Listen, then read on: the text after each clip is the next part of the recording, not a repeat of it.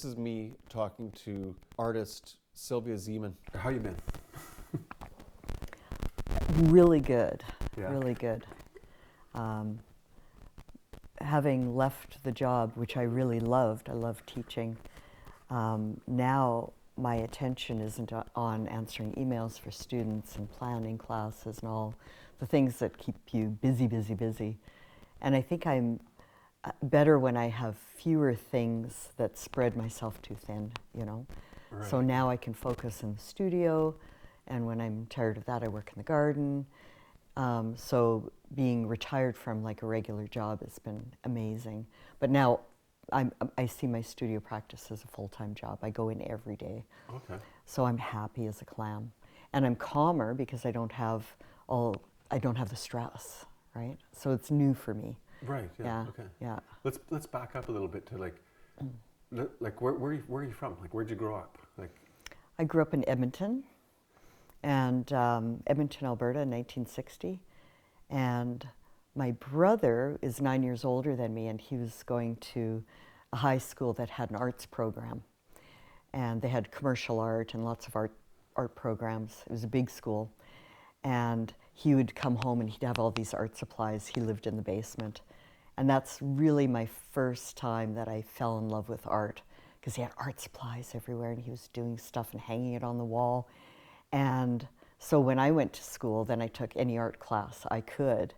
in high school kind of thing. Well, in junior high, starting grade 7, Okay. I took an art class, and I was working on an oil painting. They let you do oil painting at that time. I don't think they do now because of the turpentine and whatnot. But I was working on this silly painting of a tree, and all my paint got muddied, so everything was kind of army green. And I was struggling so much with this tree. But it was not a very good painting, but what occurred to me was a thought. And the thought was, I could spend the rest of my life working with paint and trying to represent things, and I would never be bored. So my goal was always to find things that would interest me and would give me that energy, right? And so after that, I took any art class that I could. And I even went to the same school my brother did, even though my parents forbade me because they had gotten busted for drugs. It was Victoria Composite High. The school got busted. The school got busted for drugs. And my dad said, "No way you're going there." And I said, "But my brother, Rolf, did. You know, he went there." "No, you can't go there." So when it came, and you know, this is grade 11 that I decided that I was going into. I'd gone to this other school for grade 10, and I thought, no, I can't. I'm with the same people I was in grade 1. I couldn't stand it, you know, all because they see you in the same way. You know, I couldn't change, or it was horrible. Anyway, I thought, I'm going to this school. So when it came time to register for grade 11, I just walked to that school and registered there, and I didn't tell my parents. And so I was like 16, I guess, or 15, 16, I guess. And that was the first time I really decided to do this thing. So I took the commercial art program, I took all the art classes, so I only got a diploma, didn't matriculate, but I got the art award for grade 12, okay, which gave me the confidence to go to the art school in Calgary. And so I applied there, and then I went to ACAD or it was called ACA at the time. Okay. Yeah. So it was a pretty straightforward, you weren't thinking maybe I'll do law or accounting, or you were like, no, I'm going to art like that. Yeah, and I think that's rare for a lot of people, right? Yeah. To know that. And I didn't even know what it was, but I knew that I loved making art. And also that I knew that I couldn't do math and I couldn't do French, which my dad made me take. So it was like, I know I can do this and I can be good at it. But it was just a feeling. It wasn't, you know. Right, yeah. I was like any other teenager, didn't know what was going on. It's interesting you said that thing about you could spend your whole life and not know everything about paint, right?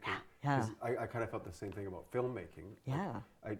You know, initially you're thinking, I'll be an actor, I'll be a director, you know, I might write a script, because those are the things that are obvious. But when you start studying it, and then you see that, wow, there's like an art department, and there's a lighting department, and you can spend your whole life just learning any one of those things and never get bored, right? Like there's just going to be this, you know, a new thing all the time. But yeah, so you go to art school, and then was painting what you kind of followed when you were there, or did you get, because I know you do like miniatures and sculptures and films and all these other things. Yeah.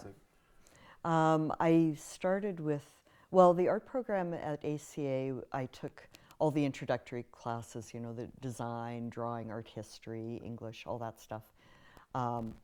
But I really got into painting, and I was very good at drawing, very good at it. And again, the painting was a challenge, the mixing of the colors, getting depth, and so on. So yeah, I went into painting, and I got a diploma in painting from ACA. okay. Yeah. And then, so then yeah, I'm kind of curious about, like, I think a lot of people are curious about, you know, you finish art school, and, you know, first of all, kind of like, what did you get from that? But then, what now? Like, how do you become the artist that you are now? Or like, you know, what are some of the sort of steps that somebody might take? Well, when I was going to ACA, I think I wanted to be a famous artist. I had this, you know, big dream. So I started with little steps, like I found another woman at the art college who was doing ceramics, and I said, let's do a show. So we rented a space, or like just put up walls at the art college, and we had a 2-person show. We did invitations, we had an opening, all that stuff.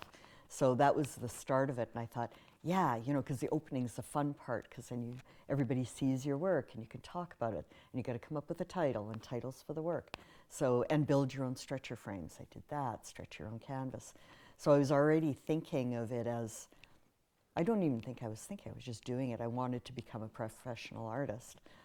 And then later on, I would apply for shows. I would go to the gallery openings and just do the things that everybody was doing to get those things. But I wasn't obsessed, I think, now that I'm older, with the quality of the work too. You know, you get better as you go along, and now it's like, this has got to be good if it's going out in the world. Whereas back then it was like, whatever I was doing, you know. Right. But you learn as you go along. But it's just the doing.